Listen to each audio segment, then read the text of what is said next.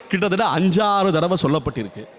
இப்ப குகன்ட்ட அறிமுகப்படுத்துறதுக்கு ராமன் யாருன்னு பிறந்ததுல இருந்து என்ன தடாக அரக்கிளிகள்லாம் கொன்றது என்ன, அப்புறம் விஸ்வாமித்திரர் அழைத்துச்சுன்னா அரக்கிகளை எல்லாம் கொன்றது, அப்புறம் கைகை என்ன சாபத்தை வரத்தினாலே அது காட்டுக்கு எய்க நெய்ந்தது, இதெல்லாம் அத்தனையும் பிறந்ததுல இருந்து என்ன தசரத சக்கரவர்த்திக்கு குழந்தை பெறாமல் அஸ்வமேத யாகம், அப்புறம் புத்திர காமேஷ் யாகம், அதுல ஆரம்பிச்சு காட்டுல வர்ற வரைக்கும் சொல்லியிருக்கானா ராமபெருமான்.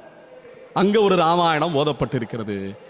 பிறகு ஆஞ்சநேயரை அறிமுகப்படுத்திக் கொள்ளும் போது அங்கேயும் முழு ராமாயணமும் சொல்லப்பட்டிருக்கிறது.